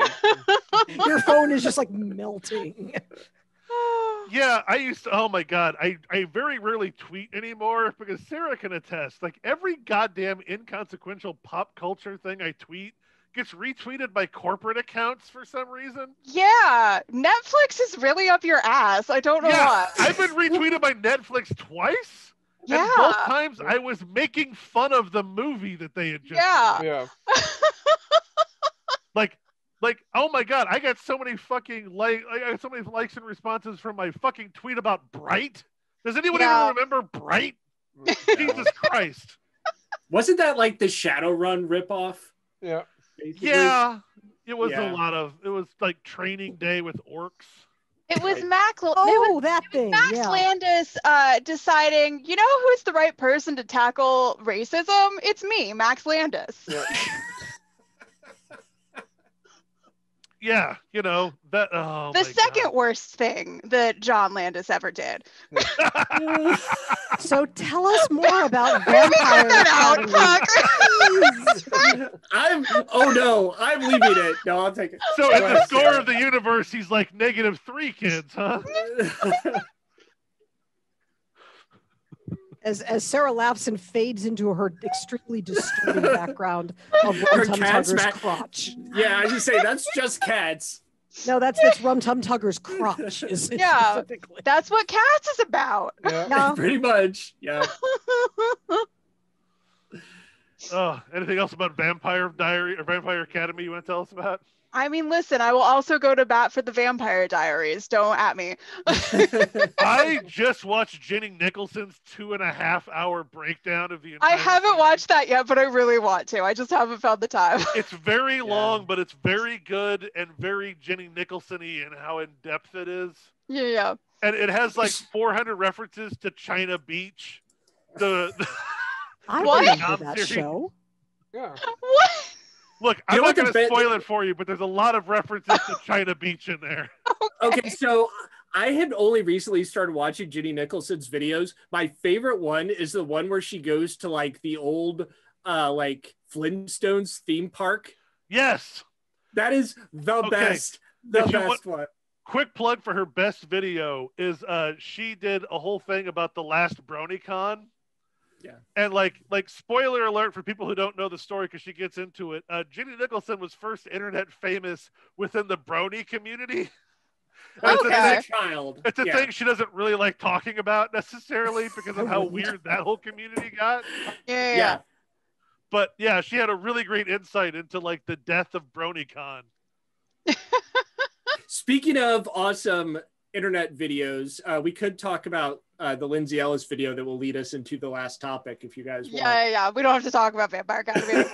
I mean, Sarah, I could talk about Vampire Academy more, but like, feel free to just follow the cadence of, you know, our past podcasts and just randomly interject facts about it throughout. That's fine. Sure. Yeah. So there's Did you know that in the third book there's an ongoing subplot about how the magic vampire students have started a fight club? That's also a real fact. That book series also has giant cats with CGI buttholes. Do they have weird hands until they download the patch? Oh my god. I honestly think the lack of CGI buttholes is more horrifying. I feel like it's more conspicuous in its absence than in its presence. For those who are not familiar, that was a choice that was made when animating the CG, adding the CGI to the actors in Cats. They had to turn their hands into paws and decide whether or not they had buttholes. And allegedly there's a butthole cut. Yeah, I've heard about it. Allegedly there's a render. Apparently it's not a full render. So there's a lot of like polygon nightmare shit going on, but the buttholes are present. So if you haven't gathered from this, we are talking about the movie, the 2019 film Cats. Well, when you say we, that's an awfully broad category. I have remained loyal to my Broadway roots and have no interest in seeing this because all of the scenes that I saw were fucking disturbing, and they're bad. Judi Dench and Ian McKellen deserve better. That's the point of it. As opposed to the stage play. Which is a totally normal... The quiet dignity of the stage version of the stage play never pretended to be anything other than let's see some really cool dancing. Yeah, I mean that's basically what the movie is too. No, like they gave the movie a plot where like some of the totally can teleport people to a barge or something. What the fuck? Honestly, the McCavity shit isn't the weirdest shoehorned point. The weirdest shoehorned part is giving it a protagonist. Yeah. They add Victoria, the protagonist. They should have called her protagonist. Like I would have what's even funnier is Victoria in the original play is a non-speaking role. Yes. Right. Yeah. She's just a dancer. This is a non-speaking, non-singing role. And as Lindsay Ellis points out, they also made McCavity the antagonist, whereas in the stage show he's more of like a plot device. You know, he's not like. It's not exactly the same thing, but yeah. So there are no characters; they're all plot devices. Yeah, right. In order to have an antagonist, you have to have a narrative, which there isn't. The stage version of Cats does not. It is a loose connection of a collection. It has of a series of events that happen in sequence. It's a bunch of cats introducing themselves via a song that explains what their ridiculous name is and what their occupation is. And then at the end, an ancient cat chooses one of them, and that cat dies. Yes. Yeah. Or gets abducted by aliens, depending on. It is unclear. Floats away on a giant manhole. Yeah. Is raptured. Or a balloon, or it changes. Higher. Yeah. So Chris and Sarah and I are the only ones who watched the movie, and I have to preface this by saying I've seen the stage show 5 times. 3 of those times with multiple we got a cat super fan in the house. with multiple art kids, all of whom were high and I was not. Oh, so that's like my my context. That was my experience seeing Doolittle with Chris. Yeah. Yeah. I saw the yeah. original production at the Winter Garden Theater in New York in 1984. It would have been, because it was my high school graduation present. And I was second row center. So one of the cats actually ended up in my lap because there was a pipe inside of the stage. Yeah. I saw the bus and truck show in Chicago, which again is a lot less envelopy because you have to be able to put the show in a box and take it with you. Yeah. And every time I saw it was outside at the Muni in St. Louis in summer, being devoured by mosquitoes. I saw it at the Fox, and it was weirdly the first musical I ever saw. Mm-hmm.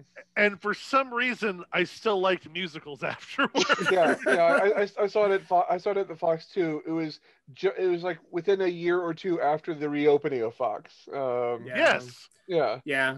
I mean, I think it makes a lot more sense as just like a weird surrealist. It's almost like a Dada's thing where it's just like a spectacle show. It is an excuse. It is an excuse to show off. The makeup and the costumes were a big departure from what was customary at the time. So that was kind of a big thing. When asked about the plot, Andrew Lloyd Webber himself said, "It's just about cats." Yeah, it's just a bunch of it's an excuse for really good singers and really good dancers to show off. Mm-hmm. Which is why the stunt casting in this movie confused the hell out of me. Well, you have to justify the $2 trillion production budget somehow. Yeah. And it's not in erasing kitty cat buttholes. We'll get to that. Okay, I have to ask you all, do you remember that show that was on, I guess it was like the mid-90s with Leah Thompson from like Back to the Future, and it was called Carolyn in the City? Yes. Yeah. There was a character on that show whose like thing was she was a cast member of Cats. That was my first introduction. Yeah. Again, that's a deep cut, but I don't know why that was just like, the joke was that it's how long Cats on Broadway? Like it was 25 years or something? Yeah, it ran for so long that there was just whole generations of actors where the joke was, what years were you in Cats? Yeah. Right. If you were in Cats. It ran for, SNL actually had that great bit like when it was getting ready to close. And you had all the actors that had been in it since the original run, just chain smoking in the back in full costume. Like, God, fucking, it was like, because it was being hosted by like the one new guy who's all excited. They're like, fuck off, rookie. I've been doing this for 20 years. Get your fucking leotard and shut up. See, I have this theory. The more we talk about this, I think that Sarah and Chris, I think your guys' criticism works really well for musicals and will work especially well for Cats because you're not talking about plot. You're just talking about spectacle. It's just like all the weird shit that happened. This movie has no plot. I mean, I think it shouldn't have a plot. They try. That's the problem. And that is why I was not interested in seeing the movie version, because everything I heard about it made me not the slightest bit interested in it. They had to shoehorn it into. They took this loose collection of really pretty, really cool things, and tried to shove it in the little boxes shaped like a movie. They also had mice with kid faces, which was fucking horrifying. Well, I hated that. They should not have done that. That entire sequence with that and the dancing roaches. That whole thing is a lot different in the stage show. Structurally, like this movie does this really weird thing where it starts and it's clicking. Like it starts in this weird way where first we have to introduce Victoria, the narrative cat, your protagonist now, who also from the vehicle choices and the one time we do see a human and it's like, oh, this is a period piece for some reason. This seems to be set in the 40s, I guess. I don't know. Something like that.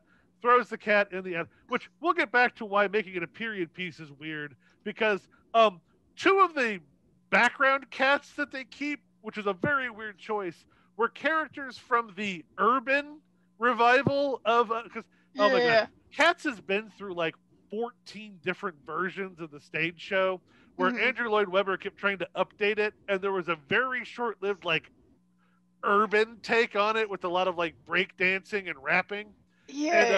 So those two, okay, so you have two breakdancing cats that are wearing sneakers. I didn't notice that the first time. They're wearing sneakers. And again, we're set in whatever. That's, so it's actually clicking through really good in the beginning because we get the Jellicle Cat song, which is introduces the concept of a Jellicle cat. The definition of a Jellicle cat is never ever actually explained. It's literally any fucking cat because they give a definition that's broad enough that it every cat. Then it goes straight into Tabby Cat, Tubby Cat. I can't remember the name of that song. The one with the one with the cockroaches and the mice. The Jenny Dots. Yeah, and then we slide directly into probably the best musical number of the entire movie. Jason fucking Derulo. Yeah. Goddamn ruling it as Rum Tum Tugger. Yeah. He's so fucking good as Rum Tum Tugger. You're like, he was born for this role. Yeah, that is. I mean, that role was like that to begin with. It's cast as a rock tenor. And then the forward momentum just hits a fucking wall for a couple of minutes because we have to do the first introduction of Grisabella. What the fuck is her name? Grisabella. Because we have to introduce her early because that's the closest thing the stage show had to a running plot. Yeah. And then McCavity shows up again and is doing Idris Elba. Shit. Yeah. Who's doing some McCavity shit. And which is basically they managed to make Idris Elba not sexy somehow. I know. I can't believe that they've done this. Idris Elba's first line of the movie is so meta perfect because he's watching them do the Jellicle Cat introduction and he just looks at it and goes, "What?" Which is so bizarre because McCavity in the stage play is basically he's cast as always a very tall actor who's a very strong dancer and a tumbler. Not quite. Yeah. Well, I mean, the Lindsay Ellis thing also talks about how they basically use the protagonist to make sure that no one thinks that like Mr. Mistopheles is gay. Like it's like a whole thing where they're just the romantic subplot is just to like really drive home the point that this is a very heterosexual cat that we're dealing with. He does magic, but in a straight way. Listen, that's odd because Mr. Mistopheles, again, that role is always cast as a fairly petite male with strong ballet because he does those leaps. That's specified in the casting. It's got to be somebody that can do turns in second. So it's Mr. Again, Mistopheles I don't quite get where they've taken roles that were primarily just there to, again, be spectacle, to be a particular type of dancer, to be a tap dancer like the Jenny Anidots, who, by the way, was a double cast role in the play. She's Jelly Loram, also in the play, and as Jenny Anidots, she's the same actress in a fat suit. Oh, yeah. Which is kind of unfortunate, but yes, everybody puts on all the other background dancers in the show, as opposed to the mice with the children's faces and the tap dancing cockroaches. It's the other cats with like pieces of like tin cans and stuff stuck on them to make them look like bugs. Yeah. Mm-hmm. Yeah. So they all tap dance on like busted cans. So Mr. Mistopheles is a good segue to point out that on the second viewing of this movie, I realized that the actual experience that you're seeing here with the protagonist cat, the addition of that, is that she's a freshman on her first day in drama club in high school, where she gets dropped in there and the rest of them do the Jellicle Cat thing where they're all like, "Who are you? You think you're so fucking cool? What is it you can do? What's your name? Bitch, whatever." And they're all like, "Look what I can do. Yeah, we're going to choose the lead for the spring play tonight. And it's not going to be you because you fucking suck and you're new. We're all going to show how great we are." Except the one person, there's two people who are nice to her. One is the older guy who kind of takes her under wing and is probably going to try to make a move on her at some point. and the other is the weird nerd who's into close-up magic, who's trying way too hard to impress the freshman girl. Yep. See, Chris, I really wish during high school you had come to the drama, like where they built the sets and worked on that with me, because it was like it was like a lot. Not a lot. It was totally an anthropology thing, because like the actual drama kids gave no fucks about any of the text, and we could just like experience it as a small show. It was amazing. The drama. Amusingly enough, I was both. Like, yes, I was dance lead for one show, but I was also props coordinator, so I knew where the tech guys had built the secret room up in the rafters where they had tapped into the electricity and the phone lines and had a beer fridge. Is this striking? Is this sounding at all familiar to theater tech people? Andy never would have allowed that. No, our mutual friend Andy was the well-natured Nazi that ran the tech crew. Wait, was he? I didn't know that about him. Krumosh? Seriously? I probably shouldn't use last names. Oh God. No. Great guy, but no, he was the sound Nazi. He was the guy who's like. Oh, okay. I have to be sure nowadays Yeah, that you don't mean literal Nazi.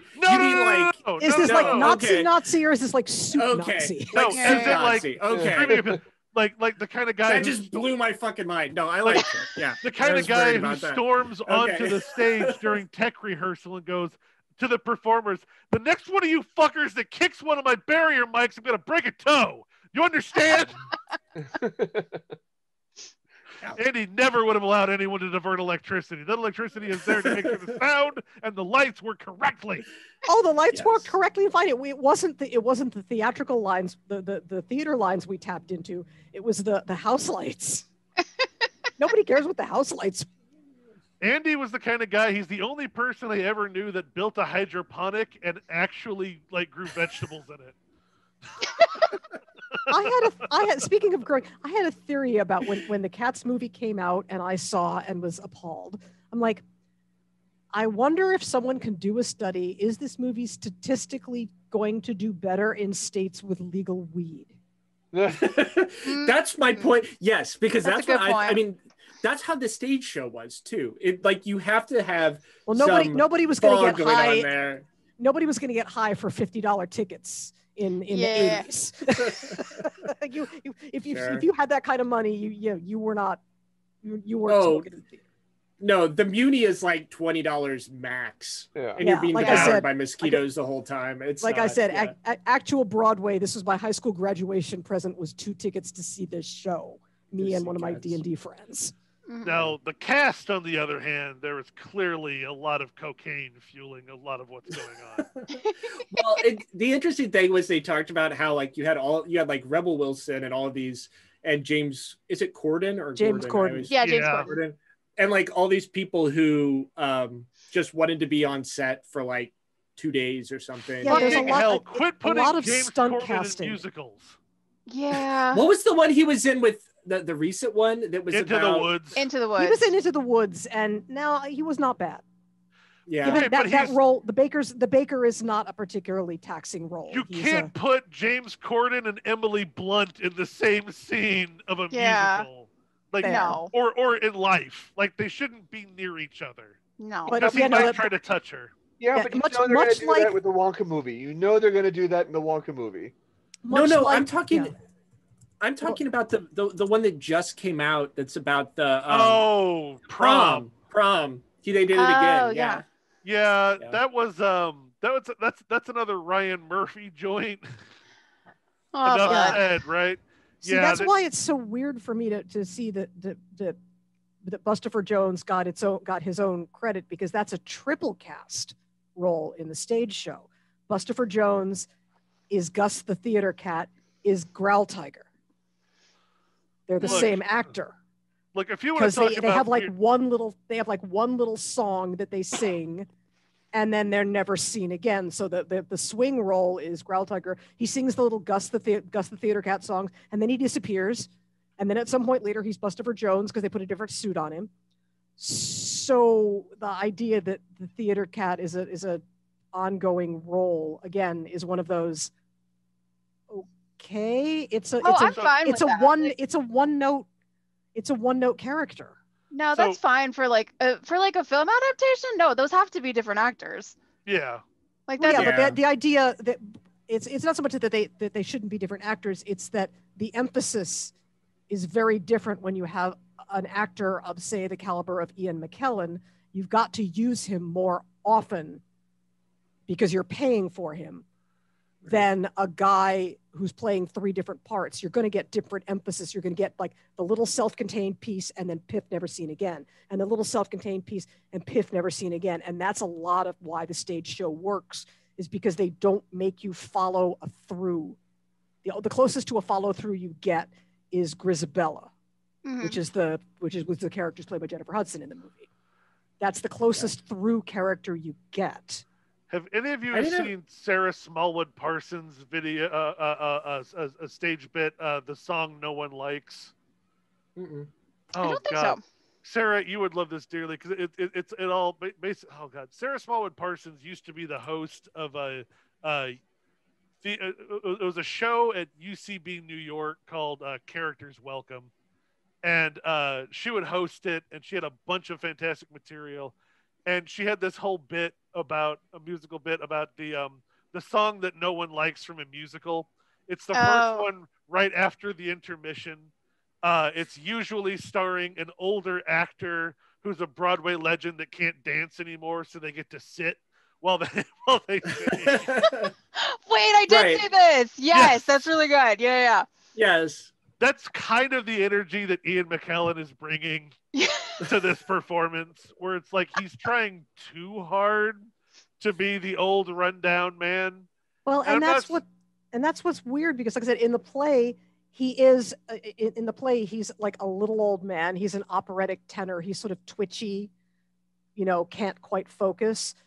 So I mean, that's the role as written. You only get to see him the once. I imagine seeing him just keep going and going would make me feel sorry for Ian McKellen. And I guess sad that he had to pay rent. Yeah, I think you're imagining that these characters are much more present in the film than they actually are, because they're not. Because they get. I guess it's just that I can't imagine kidnapped by McCavity and put on a boat in the middle of the River Thames. I guess it's just I can't imagine putting Ian McKellen in a movie and then like not using him. So here's the thing. Every cat that's on screen is being rendered, right? Like everything's being rendered. So it's very expensive to have unnecessary characters around. Yeah. Everyone in the background is being fully, because they talk about like the performance is mo-capped, and they're doing like the face replacement, but the cat, like the rest of the body is basically, it's closer to Gollum. Like they're doing full digital replacement because there's tails and shit. Well, and also, why do the female cats have boobs?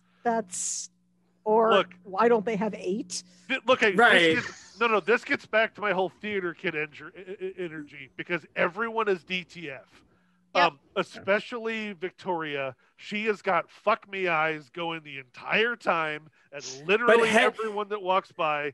But it has a very like virginal energy to it. Like everyone's horny and no one is fucking.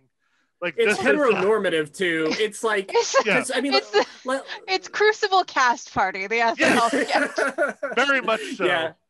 It's like you have James Corden who's keeping like the next generation Nathan Lane or whatever from being in this movie. I found that to be very disappointing. James Corden pops up and like he's known as like he's the guy who sings in late night. So they throw him in this shit. Yeah. And he's outmatched and literally whatever he's like Rebel Wilson gives a much better performance than he does, right? And that's they're both bad though. They're both bad. Neither one of them are great. No, but like honest to God, like the low point of the movie performance-wise weirdly is Taylor Swift, who shows up to do the McCavity song, because they can't have McCavity do the McCavity song for some reason. McCavity never did the McCavity song. It was 3 female cats. Right. But they got to... It was Demeter and Cassandra and Electra. No, but that's not the worst thing that Taylor Swift brings to this. I like Taylor Swift. Let me just throw that out front. So, I guess we should just mention that all of these songs are basically, they're just T.S. Eliot poems. Yeah, set to music. From his collection. Except for one song in the movie, which is an original song written by T-Swift.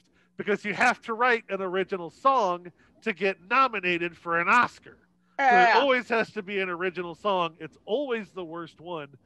Oh my God! It makes no goddamn sense in the as a song. 2, it makes even less sense in the context of where they use it. And 3, so T.S. Eliot is not only an actual Nazi sympathizer, but he is very much very Nazi-esque in his belief in what rhyme is and should be. And he would kill Taylor Swift. He has a very, very loose interpretation of what the word rhyme means, which I like. I think it works in the context of her pop music. But oh my God, literally, Beautiful Ghost is the name of the song they added, I believe. And she basically just rhymes ghost with ghost over and over and over again. Yep. Ghost, most, ghost, ghost, most, ghost, most, ghost. That's the rhyme scheme of the song. I love this movie. I need to put that in there. I have so much fun. It's just so odd to have that when she was Bon Ballerina, right? Yes. Yes. Yeah, she's Bon Ballerina. That is one of the 2 triple threat roles in the show. You have to be strong singer, strong dancer, strong actress. She is one of those things. Yes, she's a very strong singer. The other one, I got to look up who the other triple threat is. Yeah, no, T-Swift is a pretty classic park and bark situation going on. Well, yeah, and that's there were roles in the original show for that as well. But the problem is that everyone's a park and bark. Like, so they had enough sense that your protagonist. Oh, what is her name? She's a prima ballerina, actually. Yeah, I don't remember. Francesca Hayward. Yeah. Yes. Oh yeah. Yeah, who unrecognizable, unfucking like all the other characters are like, oh yeah, that's who that is. She is just completely CGI'd. Like even her face doesn't look right. Like, and again, weird. Because unless you know her or a ballet fan, you didn't go to the movie to see Francesca Hayward. You went to the movie to see Idris Elba or James Corden or Taylor Swift or any of those, so you have to leave there. It's like when you see a movie where there are fight scenes and the hero always has to take his helmet off at some point, even though it makes no sense, because you have to know it's that actor because they've paid money for him. Yeah. Yeah, in order to keep track of her amongst all the other CGI cats, they make her iridescently white. Well, she was in the original. She's the only solid white. She's the only solid. There's one male solid color black cat, and she is the solid color white cat. And everyone else is a color mix. So you have an already rare occurrence of a biracial prima ballerina, and then you make her not Caucasian, ghostly white. Yeah, I think ghostly white. Victoria's the white cat, and I think Alonzo, the one who partners. Am I blanking on the character name? I got to go look at my notes. The one who partners Cassandra, she's the tall ballet dancer in the play. So that's a one male black cat, and the Victoria is the female white cat. She was in all the promos because she's physically striking. But yeah, it was a non-speaking role. She was meant to dance and look pretty. Well, blah, blah, blah. The ballet is all there, and like she nails the physicality. Like the performance is really solid. I think she only speaks like 2 lines non-sung. Like she has like she unfortunately gets to sing "Beautiful Ghost." And the rest of the time, it's like I think her only actual line is response to "What's your name?" Victoria. What's your other name?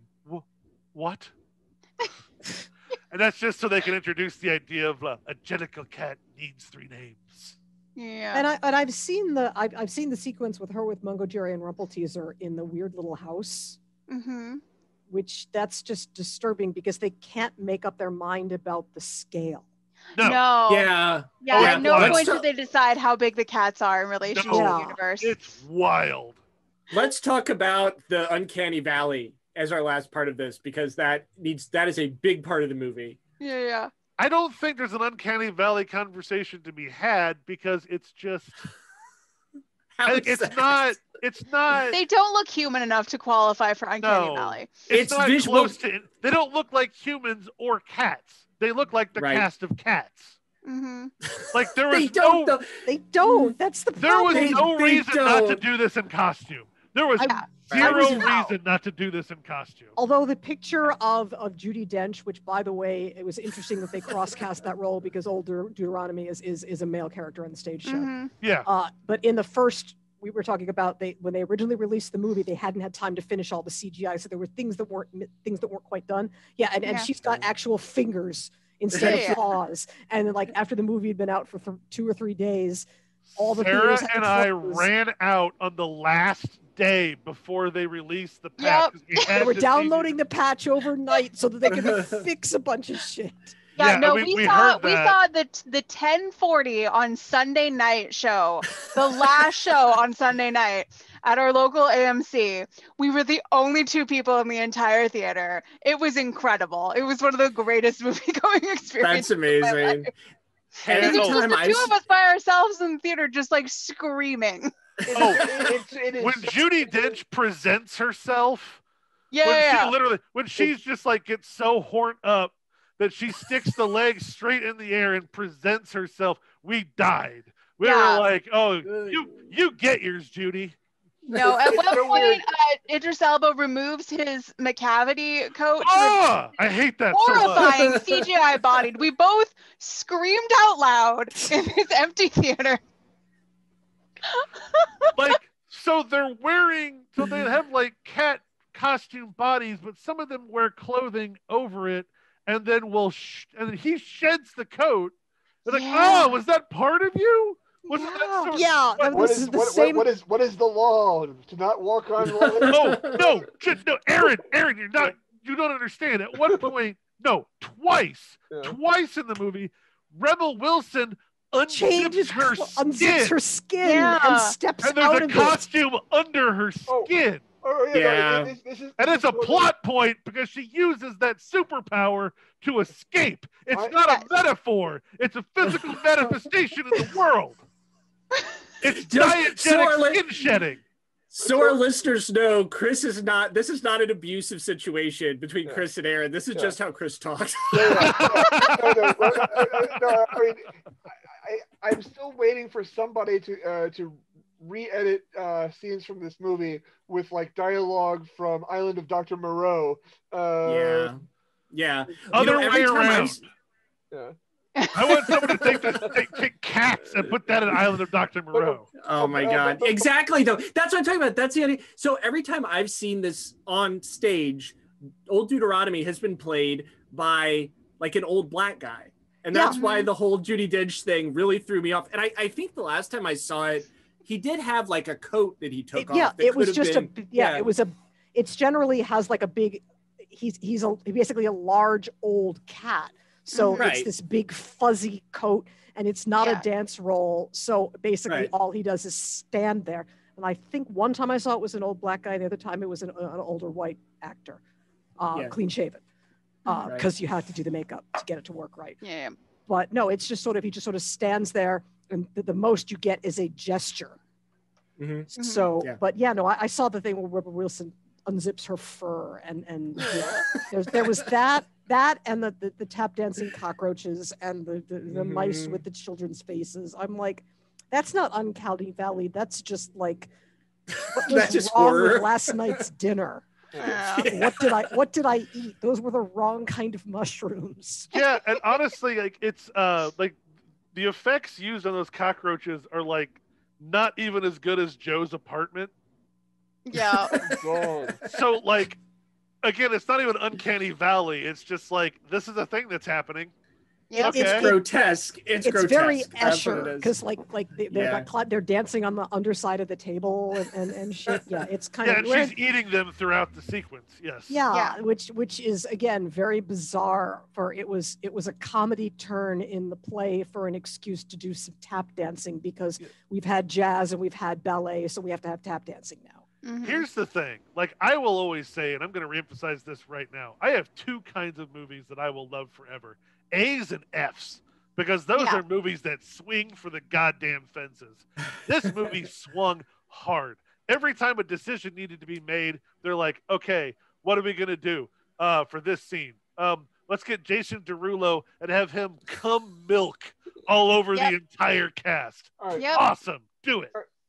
So as we continue to hammer nails into the coffin of this movie, I have a question. So I'm sure we've all seen in the news that they are still planning on doing a Willy Wonka prequel musical movie, because we totally need a dark, gritty reboot of Willy Wonka. Right. So my suggestion for if we are ready for a bookend, what is the cast going to be, and what horrible mistakes are they going to make with, other than just making this thing, are they going to make with the Wonka movie? Oh God. Okay.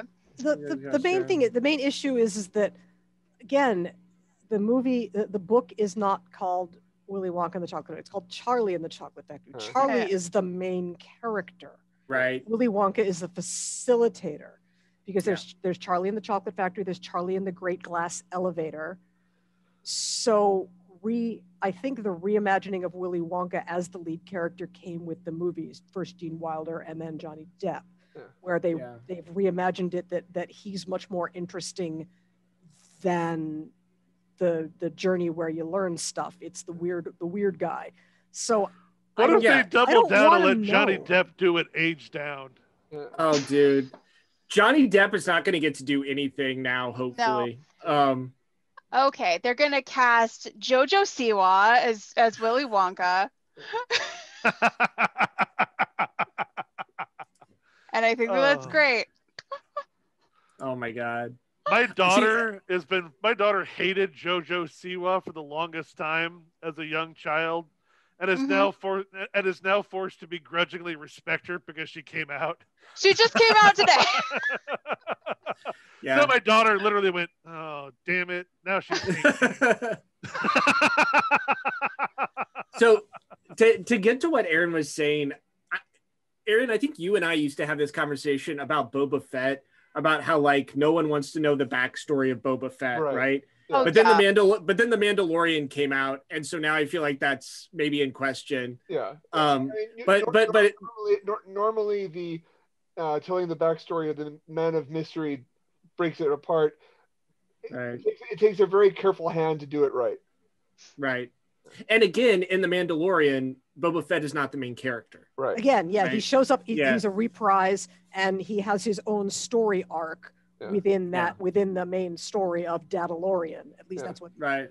Hey, remember when Anne Rice was like, "Everyone needs to know more about Lestat." That's what everyone really needs. That's what everybody needs. Yep. Yeah. And everybody totally needs Tom Cruise in a bad blonde wig.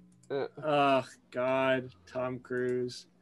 Would tell you, anybody else actually see Queen of the Dead, the movie adaptation, where they just took the vampire Lestat and what was the other one? And Queen of the Dead, and they just sort of mushed squished half them of together. Them together. Yeah. So they made even less sense. Yeah. Oh man. It's a movie that in my brain overlaps with Romeo Must Die, because it's just like all the bad Aaliyah movies are just like combined in my brain. Speaking of, so we were talking about Tom Cruise earlier. What about this? Everyone gets to put one male actor out on an iceberg, like how, like you're putting an old person out on an iceberg. Ooh. So we got Tom Cruise and Johnny Depp are already on that iceberg, and everyone has to pick someone different. I gotta say the Depp thing is a lot more. It is. I think the jury is still out. I think she's. Yeah. I think the jury is still out there. Here's the thing: Tom Cruise is still kind of rocking it with the Mission Impossible movies. Oh, get rid of him. He's a fucking I've got to say, nutcase. and I was kind of impressed with his rant about people not using correct PPE protocol and stuff. The self-importance of it was a little much, but the underlying message was, I am Hollywood. Yeah. I am here. Yeah. I am saving all of culture. Ever since he jumped up and down on the couch at Oprah, I have had difficulty taking him seriously in anything. And having having actually seen the documentary about Scientology. Oh yeah. Yeah. Ooh, I read the book, The Going Clear thing. It's scary. Look, Speaking of cults. Yeah, Sarah and I are the cult people here. No. We've seen the documentaries. We've read the books. No, Scientology is one of my great obsessions because fucking L. Ron Hubbard, the least likely successful cult leader imaginable. That guy, oh my God, the amount of shit that he's lied himself into. He lied he lied about sinking a submarine during World War II, and the Navy didn't know what to do about it. So they said, I don't know, fuck it, sure. He sunk a submarine, give him a medal. and they had to, and I believe he was the original at the Hugo Awards when he was the original ballot stuffer. All of his Scientology people all joined the World Science Fiction Society to try and vote in one of the L. Ron Hubbard books as for best novel at the Hugo Awards. L. Ron Hubbard is the original fake it till you make it, where he just lies about everything. Absolutely. And people don't know what to do with him, so they just give him things. Literally, the way he got in charge of that destroyer is that he was transferred to San Diego as a punishment. Because they're like, fuck you. No, you're out of here. He shows up on the first day and goes, I'm the new submarine warfare expert.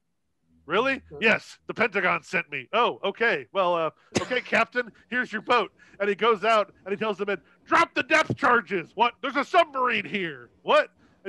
Like off the coast of like fucking Oregon or something. Then he goes back to like, we sunk a Japanese submarine right off the coast. And the crew was like, we didn't see any fucking submarine. But the Navy's just like, but he is the captain and he's the expert in submarine warfare. The Pentagon sent him. Because why would anyone lie about it? That was going to be my first question: was L. Ron Hubbard actually in the Navy, or was he? Okay. But he was like a private, like he was like a nobody. Who lied his way into commanding a ship, and then faked sinking a submarine and got a commendation for it. That's what we're here for on this podcast. He would brag about being the fastest writer in science fiction. Not the best. No, the fastest. Yes. Like, does anybody remember the Battlefield Earth movie? Oh my God. With John Travolta in his platform boots. Everyone in that movie is a Scientologist. That movie is 100% a cult film. That whole movie reminds me of that interview they did with Ben Affleck when he realized that the Batman movie sucked. And you could just like see his face. That was like John Travolta throughout the whole Battlefield Earth movie. That movie makes me wish that the Manson family had actually got to make the movies that they wanted to. Yeah. That like, man, imagine the kind of TV shows that Waco could have churned out, man. Apparently cults make some wacky shit. Instead of just guns. That's what we're here for. Manson family album. It's not good, but it's also not bad. It's very confident. Talking about leaning into horror, there was a time a few weeks ago when this is Saturday afternoon and Aaron wanders in. He's like, what are you watching? I'm like, oh, a documentary on the music of Charles Manson. And he's like, okay, and just sort of wandered out of the room. Yeah. I did like Once Upon a Time in Hollywood, but like the weirdest assertion of that movie is the idea that, if the Manson murders never happened, then New Hollywood doesn't happen. Right. Well, that's a weird idea. Well, I know this is like super petty, but I mean, when I heard that they portrayed Bruce Lee as an asshole, I'm like, nope, I don't need to see this movie.